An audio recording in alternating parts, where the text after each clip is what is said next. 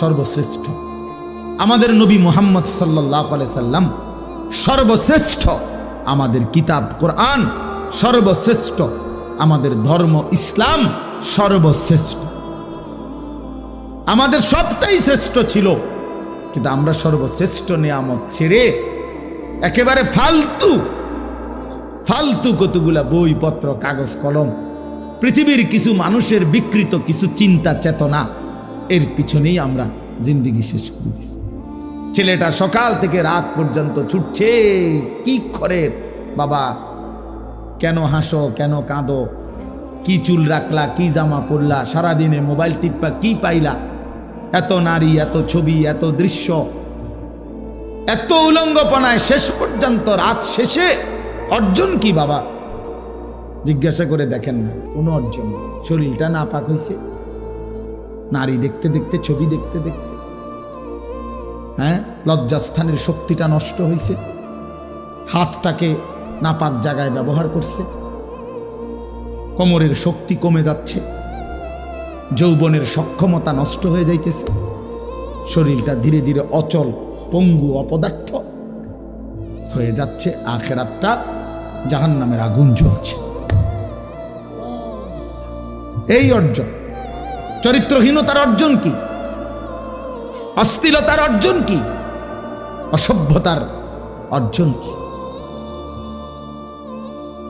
তাহলে এই জন্য আমরা বললাম, আমাদের আল্লাহ, আমাদের কোরআন, আমাদের রাসূল, আমাদের ইসলাম আমাদের জন্য সর্বশ্রেষ্ঠ, আমাদের জন্য নিরাপদ, আমাদের জন্য আরামদায়ক, এবং এর মধ্যেই আমাদের সুখ, শান্তি, স্বস্তি, নিরাপত্তা, আনন্দ, সুখ সব এখানে, সব এখানে।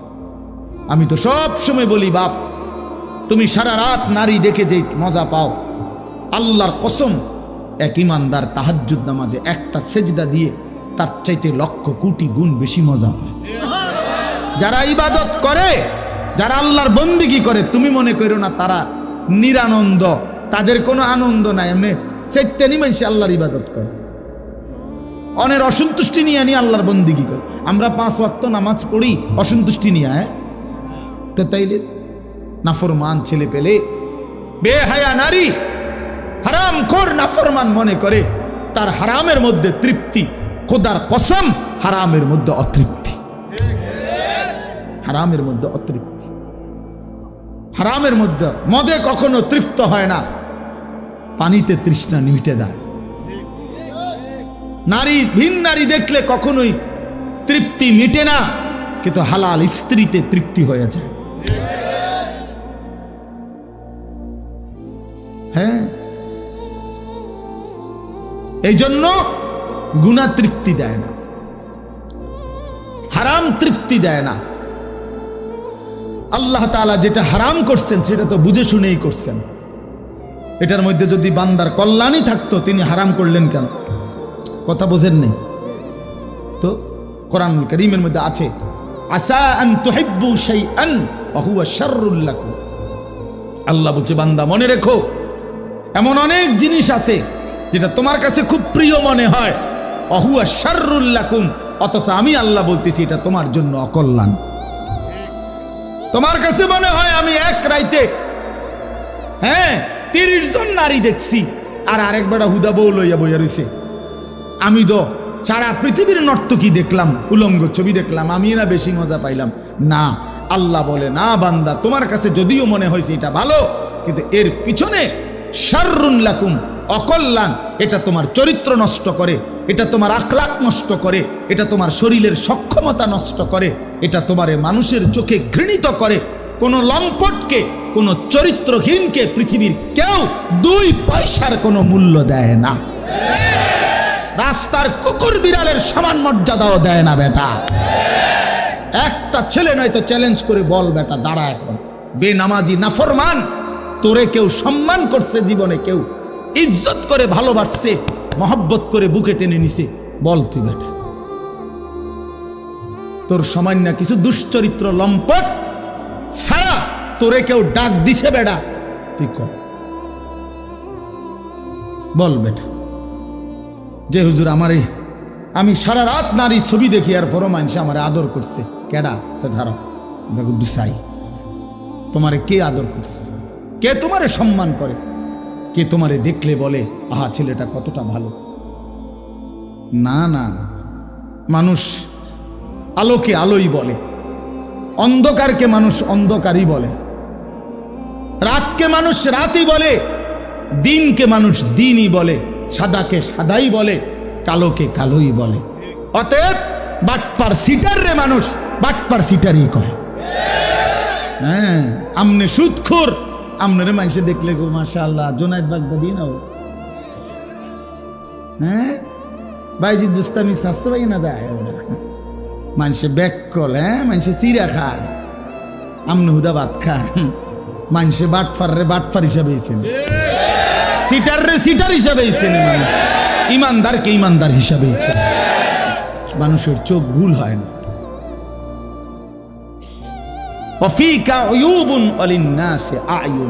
আরবি ভাষার প্রবাদ এটা, আরবি ভাষায় বলে আর কি, ওয়াফিকা উয়ুবুন ওয়ালিন্নাসি আয়ুনুন, তোমারও দোষ আছে মানুষেরও চোখ আছে। এটা একটা আরবি প্রবাদ। তোমারও কি আছে? মানুষেরও চোখ আছে, চোখ চোখ আছে। কেমনে আড়াল করবা? রাইতের অন্ধকারে গুনাহ করে। আল্লাহর নবী বলছে, খোদার কসম নবী বলছে, উম্মত অন্ধকারের একাকিত্বের গুনাহ দিনের আলোয় আল্লাহ চেহারায় ভাসিয়ে দেয়। এই জন্য মানুষ দেখলেই বুঝে তারে দেখতে চোরের মতো লাগে। কিরে তারে দেখতে দি ফুটটা ঘরের মতো মনে হয়, হ্যাঁ তার তো গতিবিধি সন্দেহজনক, তারে দি বাবা ঘরের মতো না মনে হয়। কে ঘটনা কি? তার বাবা তো আলগা খাইছে, কথা বোঝেন না। বাবা তো খাইছে কি গোপনে, গোপনে খাইছে না তো, তো এখন বুঝা যায় কেন? হ্যাঁ মানুষ তাহলে বলে কেন? মানুষের চোখে এটা ধরা পড়লো কেন? এটা আল্লাহ তাআলা এই নাফরমানের চেহারার মধ্যে গুনার চিহ্ন ভাসায় দেয়। এজন্য বাবা তোমরা যারা নামাজ পড়ো না, আমি দাঁড় করাই দেই, আমি তো এখন দাঁড় করাইতে পারবো। এখানে তোমরা যারা নামাজ পড়ো না, এই অসভ্যদেরকে তো আমি এখন দাঁড়াইতে পারি। বেনামাজি তো অসভ্য, বেনামাজি তো নির্লজ্জ, বেনামাজি তো বেহায়া, বেনামাজি তো হাইওয়ান, বেনামাজি তো জানোয়ার, বেনামাজির জিন্দিগি তো কুত্তার জিন্দিগি। কোরআন শরীফে বলছে, কোরআন শরীফ, ওয়াত্তাবাআ হাওয়াহু ফামাসালুহু কামাসালিল কালব। আল্লাহ বলছে মনের ইচ্ছা মতো যে চলে তার উদাহরণ কুত্তার মতো। কোরআন শরীফের আয়াত। হ্যাঁ হ্যাঁ মনে রাখো বাবা, যার কপালে সেজদা নাই তোমার জীবন কুত্তার জীবন, কুত্তার জিন্দিগি, কুত্তার জিন্দিগি। এই জীবন কুকুরের জীবন, এই ঘুম কুত্তার ঘুম, এই খানা কুকুরের খানা, এই ভোগ কুকুরের ভোগ। কুকুর যেমন লজ্জা শরম নাই, যত্র তত্র তার জেনা ব্যভিচার করে, তোমারও কোনো লজ্জা শরম নাই, যাকেই দেখো তাকেই দেখতে মন চায়। এই জীবন কুকুরের জীবন। কোরআন শরীফ আল্লাহ বলছে ফামাসালুহু কামাসালিল কালব। কালব অর্থ কি? কুকুর, কুকুর, কালবুন অর্থ কুকুর। আল্লাহ আমাদেরকে বুঝ দান করেন। আমি যে আয়াতটা পড়ছি, মাহে রমজান, আমাদের সামনে রমজান, আর মাত্র 18-19 দিন, 10 তারিখ আজকে চলে গেছে। তাহলে পহেলা মার্চ যদি রমজান হয় 18 দিন, 2 মার্চ যদি রমজান হয় 19 দিন। এই 18 থেকে 19 দিন আমাদের সামনে আর বাকি। মাহে রমজান, মাহে রমজান। এক মুমিনের যদি ফিকির করো, বাপ আমি এতগুলো কথা শক্ত বলছি, এতগুলো কথা কঠিন করে বলছি বাবা, এবার যদি আমরা ফিকির করি, না আসলেই আমি কেন জানোয়ার হব, আমি কুকুর হব কেন? আমি মুসলমান, আমার একটা আত্মমর্যাদা আছে বাবা, আমার একটা আত্মসম্মান আছে, আমার একজন আল্লাহ আছে, আমার একজন নবী আছে, আমার একটা মা আছে, আমার একজন বাবা আছে। আমি মারে কেন বেইজ্জতি করব? বাবারে কেন অপমান করব? আল্লাহকে কেন অবহেলা করব। এতটুকু যদি ভাবনা হয়, নিজেদের জীবন যদি ইমানের জীবন, মুসলমানের জীবন আমার মনে পড়ে, তো সেই জীবন গড়ে তোলার, সাজিয়ে তোলার সর্বশ্রেষ্ঠ মৌসুম, সিজন মাহে রমজান। রমজান মানে ভিন্ন মাস, রমজান মানে আলাদা মাস, রমজান মানে আখিরাতের মাস, রমজান মাসে প্রস্তুতির মাস, রমজান মানে মেহনতের মাস, রমজান মানে আল্লাহর মাঝে নিজেকে হারিয়ে ফেলার মাস। এটাই মাহে রমজান। আর যারা ইমানদার ভাইয়া, যাদের কবর আখিরাত মনে আছে, যারা পরকালকে বিশ্বাস করে, দিবা নিশি জাহান্নামের ভয়ে যারা কাঁদে, যারা জান্নাতের আশা করে, খোদার কসম তাদের কাছে রমজান সর্বশ্রেষ্ঠ মাস। সারা বছর আমরা কিতাবে পড়ছি আল্লাহর প্রিয় বান্দারা, আল্লাহর নেক বান্দারা সারা বছর দিলে দিলে অপেক্ষা করতেন, আল্লাহ আরেকটা রমজান হায়াত দেন, আরেকটা রমজান হায়াত দেন, আরেকটা রমজান, আরেকবার সবে কদর পেতে চাই, আরেকবার এতেকাফ করতে চাই, আরেকবার মাওলা তারাবি পড়তে চাই, আরেকবার 70 গুণ নেকি সব কিছুতে আমি অর্জন করতে চাই। আমার আরেকবার সুযোগ দেন। আমার আখিরাত লম্বা মাওলা, আমার পরকাল লম্বা, অতএব আমাকে আরেকটু সুযোগ দেন। এজন্য রমজান মাস এটা বড় মুবারক মাস, এটা দামি মাস মুমিনের কাছে। সবার কাছে একরকম না, সবার কাছে একরকম না বাবা। যার কাছে যেমন কদরও করে তেমন। আমার একজন উস্তাদ আছেন হযরত মাওলানা মুফতি মুস্তফা মাহমুদি, কুমিল্লা বাগমারা লালমাই এলাকার অনেক বড় আল্লাহওয়ালা হুজুর, আমার উস্তাদ। এই হুজুরে আমরা ছাত্র জীবনে দেখতাম, হুজুরে কইতো আল্লাহ কেমন, যার মনে যেমন, যার মনে যার মনে যেমন, যে দিলে দিলে যেমন ভাবে আল্লাহ তাআলা তার আচরণও তার সাথে করে। এমন আনা ইনদা যন্নি আবদি বি, আল্লাহ নিজে বলেন হাদিসে কুদসিতে, আমি আমার বান্দার ধারণা অনুপাতেই তার সাথে আচরণ করি। আমার বান্দা আগেই কয়, আগেই বলে না সুদে না লইলে, কিস্তি না লইলে। আমার বান্দা নিজেই বলে না কেমনে সংসার চলবো, আল্লাহ বলে আমিও তারে এমনই বানায় রাখি, কারণ তুই তো আমার উপরে কোনো আস্থাই রাখো নাই। তুমি আস্থা রাখছো সুদের উপরে, কিস্তির উপরে, তো তুমি যেমন আমার আচরণও তেমন, আমার আচরণও তেমন। সব ব্যাপারে বান্দা আল্লাহ তাআলার ব্যাপারে ধারণা রাখে যেমন, আল্লাহ তাআলাও তার সাথে আচরণ করে তেমন। তো এই জন্য বললাম মাহে রমজান আমাদের জীবনের সর্বশ্রেষ্ঠ মুমিনের কাছে গুরুত্বপূর্ণ মাস। ইমানদারের হৃদয় এটা, ইমানদারের কলজা এটা, ইমানদারের অপেক্ষা এটা। আমাদের প্রিয় নবী সাল্লাল্লাহু আলাইহি ওয়াসাল্লাম একটানা 2 মাস লাগাতার আল্লাহর কাছে রমজান ভিক্ষা চাইতেন। 2টা মাস। আল্লাহুম্মা বারিক লানা ফি রাজাবা ওয়া শাবান ওয়া বাল্লিগনা রমাদান। আয় আল্লাহ, এই 2টা মাসে আমারে হায়াত ভিক্ষা দেন, বরকত দেন, আমারে রমজান পর্যন্ত পৌঁছিয়ে দেন। তাইলে নবী সাল্লাল্লাহু আলাইহি সাল্লাম রজব এবং শাবান মানে রমজানের আগের 2 আরবি মাস আল্লাহর কাছে বরকত চাইতেন হায়াতের, আর রমজান পর্যন্ত পৌঁছতে চাইতেন। আচ্ছা, নবী সাল্লাল্লাহু আলাইহি সাল্লামের 11 মাসের আমল ঘাটতি ছিল কেমন? নবী সাল্লাল্লাহু আলাইহি সাল্লাম 24 ঘন্টার মধ্যে গাফেল থাকতেন কখন? নাউজুবিল্লাহ। আল্লাহকে ভুলে থাকতেন কখন? এক বুজুর্গকে জিজ্ঞাসা করছিল যে আল্লাহ নবী সাল্লাল্লাহু আলাইহি সাল্লাম তসবিহ ব্যবহার করতেন, যে আমরা যে তসবিহ গুনি, তাহলে উনি চমৎকার উত্তর দিছে যে শোনো বাবা, তসবিহ তো ব্যবহার করে সে যে আল্লাহকে ভুলে যায়, ফলে তসবিহ হাতে থাকলে এই তসবিহ তারে আল্লাহর কথা মনে করায় দেয়, তখন সে আবার পড়ে, আবার ভুলে যায়, আবার তসবিহ দেখলে মনে পড়ে। তো তসবিহ তো মনে করায় দেয় আল্লাহর কথা, তো যে ভুলে যায় তাকে না মনে করাবে? তো নবী সাল্লাল্লাহু আলাইহি সাল্লাম তাসবিহ পড়তেন কিনা, ব্যবহার করতেন কিনা তুমি জানতে চাইছো? আগে তো তুমি বলো, নবী সাল্লাল্লাহু আলাইহি সাল্লাম আল্লাহকে ভুলতেন কখন?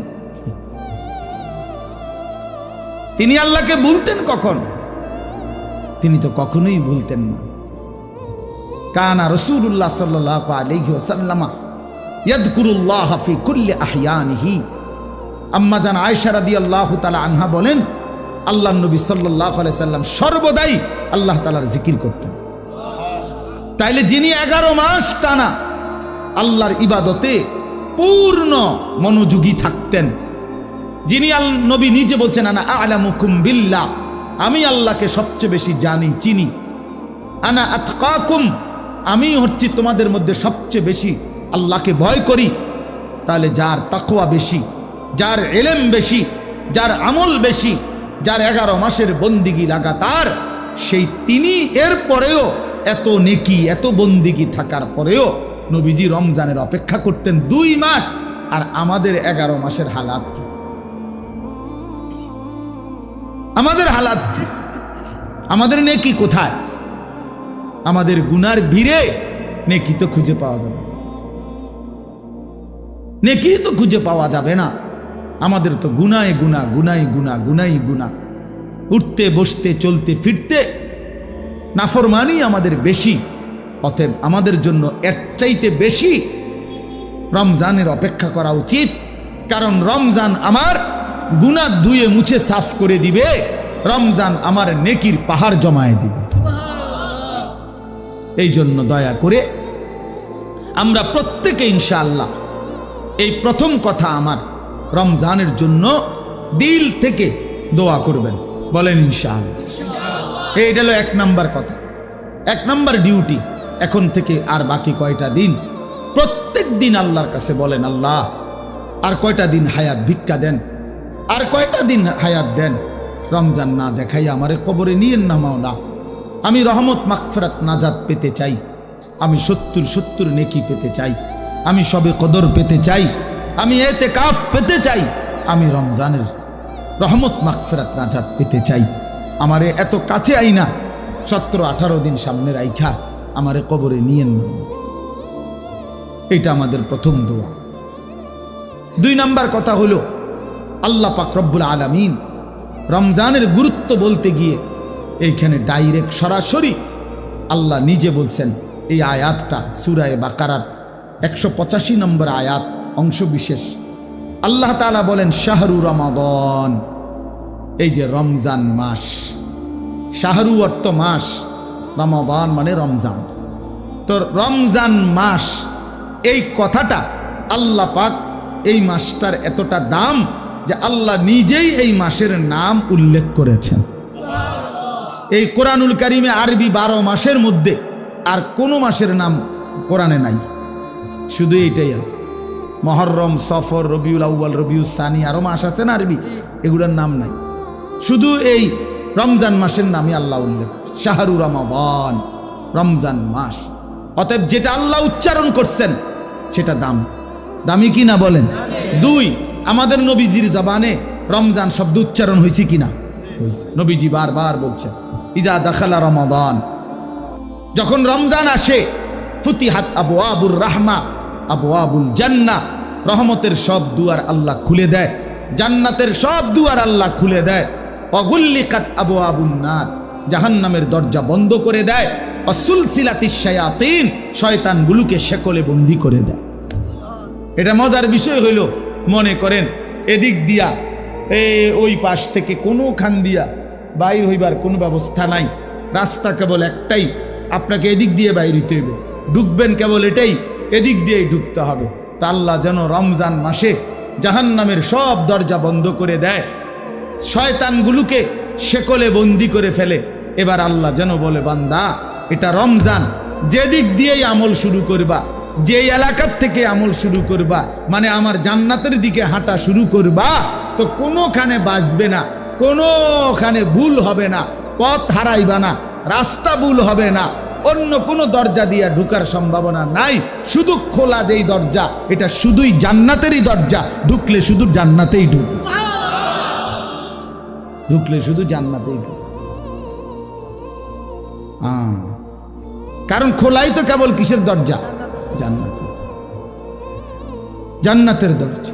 এজন্য রমজানে যদি কেউ ইবাদতে লাগে, বন্দিগিতে লেগে যায়, আল্লাহর হুকুম পালন, তো আল্লাহ তাআলা বলেন মাস শেষে শুধু কেবল জান্নাতেই ঢুকবা, জান্নাতেই ঢুকবা, জান্নাতেই, জান্নাতেই ঢুকবা। তাহলে নবী সাল্লাল্লাহু আলাইহি ওয়াসাল্লাম রমজান মাসের নাম রমজান উল্লেখ করছেন। মান কামা রমাদান, মান সামা রমাদান, এই রমজান শব্দটি আল্লাহ নবী বারবার উল্লেখ করছেন, বারবার উল্লেখ করেছেন। তাহলে যেই নাম আল্লাহ উল্লেখ করছেন, যেই নাম নবীজি উল্লেখ করছেন, তাহলে এটা নিঃসন্দেহে দামি কিনা বলেন? অতএব রমজান মাস আল্লাহর কাছে যেহেতু প্রিয়, রমজান মাস নবীর কাছে যেহেতু প্রিয়, আমি মুমিনের কাছেও রমজান প্রিয়।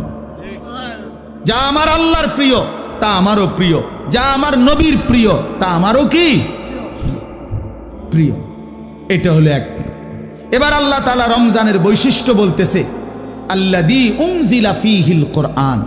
রমজান এটা সেই মাস যেই মাসে আমি আমার শ্রেষ্ঠতম কালাম কোরআন নাজিল করেছি। তাহলে রমজান মাস সেই মাস যেই মাসে কোরআন নাজিল হয়েছে। তাহলে রমজান কোরআন, রমজান কোরআন, এটা একদম কাগজের এই পিঠোপিঠ। এই পিঠে যদি লেখা থাকে রমজান, ওই পিঠে দেখা যাবে লেখা আছে কোরআন। কোরআন, রমজান আর কোরআন, অর্থাৎ রমজান মানে কোরআনের মাস, কোরআনের মাস। রমজানটাকে মনে করেন মেহমানের সামনে ট্রের মধ্যে করে 10 আইটেমের ছোট ছোট বাটিতে তরকারি দিছে, দিয়া উপরে একটা সুন্দর কাপড় দিয়ে মখমলের ঢেকে দিছে সবগুলোর উপরে, সবটি বাটির উপরে। তো আল্লাহ তাআলা যেন এই রমজান মাসটাকে কতগুলো ইবাদত দিয়ে সাজিয়েছেন।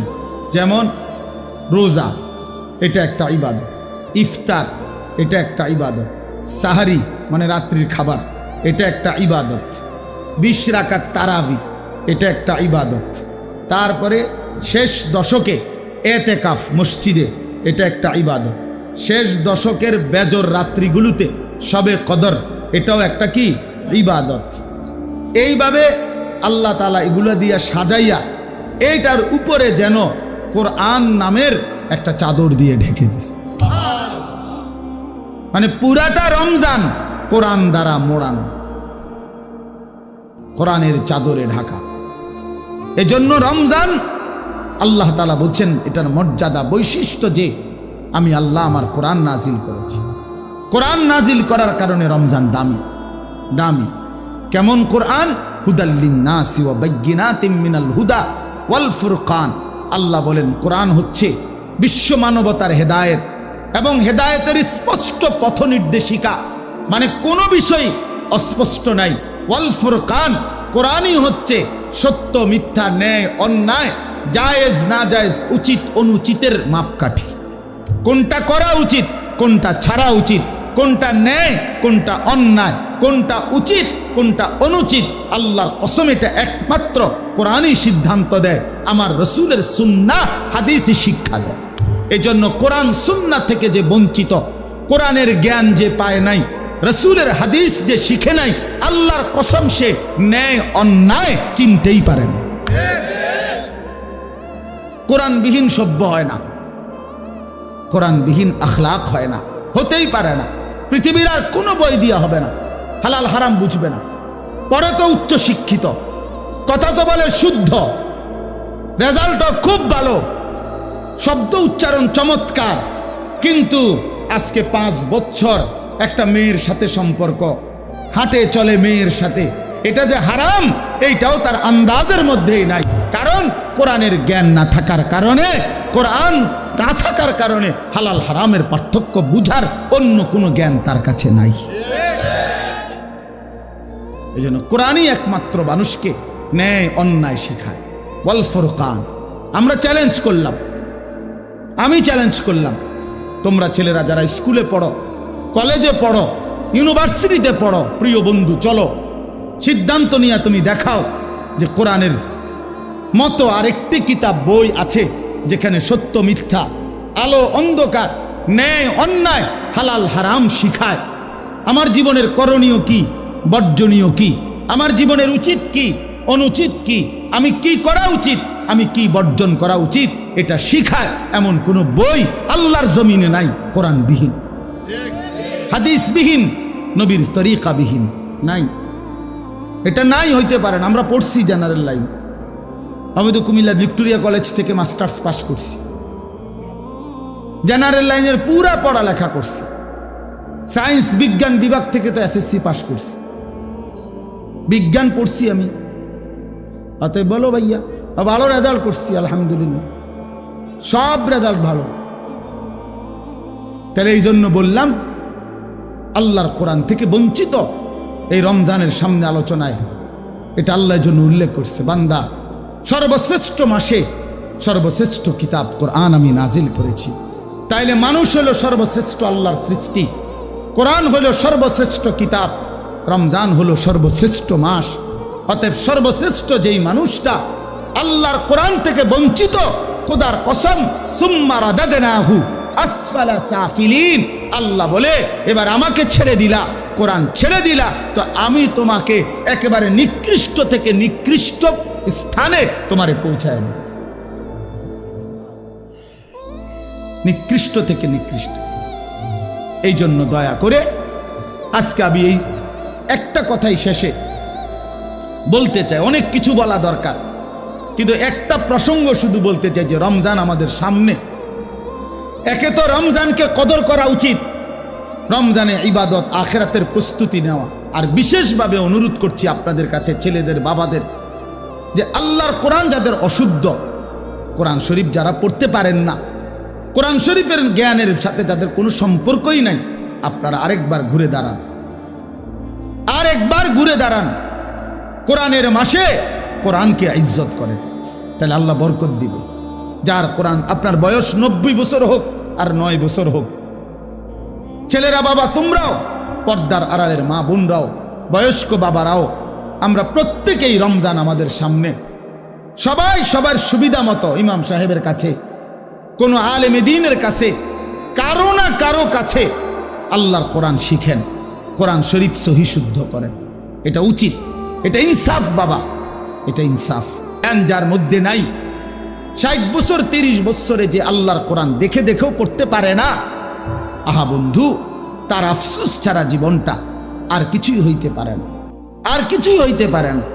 ওই মানুষটা নিয়ে আসেন, চেয়ার দেন, চেয়ার, ওই চেয়ার দেব না, বসে। তাইলে আল্লাহ তাআলা বলছেন হুদাল্লিন নাস, কোরআন মানুষের হেদায়েত, ওয়া বাইয়িনাতিম মিনাল হুদা, হেদায়েতের স্পষ্ট বাণী, ওয়াল ফুরকান, সত্য মিথ্যা, ন্যায় অন্যায়, হালাল হারামের পার্থক্যকারী। অতএব বন্ধু, আল্লাহর কোরআন বিহীন আলো মেলে না। আপনাদের বাবাদেরকে বলি, আপনারা যারা কোরআন থেকে সন্তানকে বঞ্চিত করছেন, তারা আপনাদের সন্তানকে আপনারা ক্ষতিগ্রস্তই করেছেন। আলো থেকে বঞ্চিত করছেন, আলো থেকে বঞ্চিত করছেন। বাকি পড়ালেখাগুলো ভালো, বাদ দিতে বলি নাই, কিন্তু এগুলো না হইলেও বাত মিলত, এগুলো না হলেও ভাত মিলত। দুনিয়া এমনিই মিলে যায়। কত মূর্খ বকলম, নাম দস্তখত করতে জানে না, টিপসই দেয়, টিপসই। এমন মানুষ হাজার হাজার কোটি কোটি টাকার মালিক এমন নাই? তো তে আনলো করতে কেটে, এই মূর্খে আনলো করতে কে টাকা? এগুলা হেতেও তো দুনিয়া বুক করে। কথা বলেন, তার কি নাই? বাড়ি গাড়ি, নারী, ক্ষমতা, প্রভাব, প্রতিপত্তি সবই তো আছে। তাহলে দুনিয়া এমনি বুক করা যায়। যে বুবা, দেখেন, যে বুবা মানুষ, বুবা, বাস্তবিক অর্থেই বুবা, সেও তো দুনিয়া ভোগ করে, করে না? সেও তো ভাত খায়, মাছ খায়, পেশাব করে, ঘুমায়, তারও তো বাচ্চা কাচ্চা হয়, হেতেও তো বিয়া করে। তাহলে দুনিয়া তো বুবায়ও ভোগ করে। তাহলে বোঝা গেল আল্লাহর কোরআন যেই জবান পড়তে পারে না, বাকি কথা এগুলো না কইলেও সে দুনিয়া ভোগ করতে পারত, দুনিয়া ভোগ করতে পারত।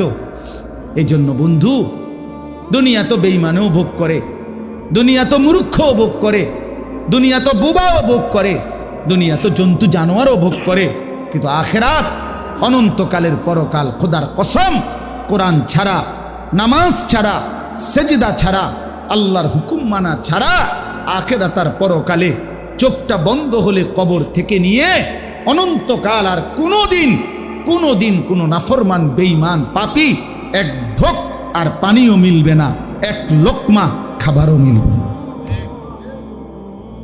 হ্যাঁ, দুনিয়া তো আজ এমনি মিলছে, ইমান না থাকলেও তো দুনিয়া মিলে, কাফের বেঈমানও তো দুনিয়া ভোগ করে মিয়া।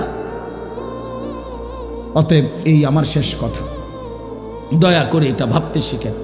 আমার পরম শ্রদ্ধেয় হযরত মাওলানা মুফতি দ্বীন মোহাম্মদ আশরাফ সাহেব দামাত বারাকাতুহুমুল আলিয়া, তিনি এসেছেন, কথা বলবেন। আপনারা সবাই মনোযোগ দিয়ে বসেন। নওজোয়ান ছেলে তোমরা উঠাউঠি করো না বাবা, আল্লাহর দোহাই কেউ উঠাউঠি করো না, মেহেরবানি করে, এটা অভদ্রতা। হুজুর কথা বলবেন, অল্প সময় দোয়া করবেন। তো আমার অনুরোধ রইল বাপ, ছেলেদেরকে বলি বাপ, রমজান মাস, অনেকের পড়ালেখার ব্যস্ততা, স্কুলের ব্যস্ততা কিছুটা কম হইতে পারে, অথবা ব্যস্ততা থাকলেও একটু সময় বের করে আল্লাহর কোরআন শেখার ফিকির করেন। বয়স্ক বাবারা যারা আছেন, চা দোকানে আড্ডা না দিয়ে কোরআন শিখেন। মা বোনদেরকে বলেন আল্লাহর কোরআন শিখতে, তাইলে রমজানের কদর হবে, রমজানের সম্মান জানানো হবে। কোরআনের মাসে কোরআনকে আমি স্বাগত জানাইলাম। আল্লাহর নবী সাল্লাল্লাহু আলাইহি সাল্লাম বলছেন, শেষ কথা হইল, নবীজি বলছেন, আল্লাযী ইয়াকরাউল কুরআনা ওয়া হুয়া মাহিরুন বিহি মা'আস সাফারাতিল কিরামিল বারারা। আল্লাহর নবী সাল্লাল্লাহু আলাইহি সাল্লাম বলেন যে বিশুদ্ধভাবে, সুন্দরভাবে আল্লাহর কোরআন পড়তে পারে, পড়তে থাকে, সে নেককার, পুত, পবিত্র, সম্মানিত ফেরেশতাদের সাথী হবে। আর ওয়াল্লাযী ইয়াকরাউল কুরআনা ওয়া হুয়া ইয়াতাতা'তাউ ফীহি ফালাহু আজরান। নবীজি কি সুন্দর কথা বলছে। নবীজি বলছে, আর যারা কোরআন পড়তে গিয়ে ঠেকে, মানে ঠেকা পড়ে, কষ্ট হয় বেচারা, নতুন শিখছে, নতুন শিখতেছে, ঠেকা ভাঙ্গা খুব কষ্ট করে পড়তেছে, শিখতেছে, আল্লাহর নবী বলেন ফালাহু আজরান, আমি নবী বললাম আমার সেই বান্দা, সেই উম্মতের জন্য প্রতি অক্ষরে অক্ষরে দ্বিগুণ নেকি, ডাবল নেকি দেওয়া হবে। এক তো কোরআন পড়লা, আর এক তো কষ্ট সত্ত্বেও কষ্ট করে উচ্চারণ করার চেষ্টা করল। অতএব নতুন করে শিখে যদি কষ্ট করেন তা আপনি ঠকবেন না, বরং দ্বিগুণ নেকি পাবেন ইনশাআল্লাহ। এই জন্য আমরা প্রত্যেকেই এবারের রমজানে চেষ্টা করেন আল্লাহর কোরআন শিখার। আল্লাহ আমাদেরকে তৌফিক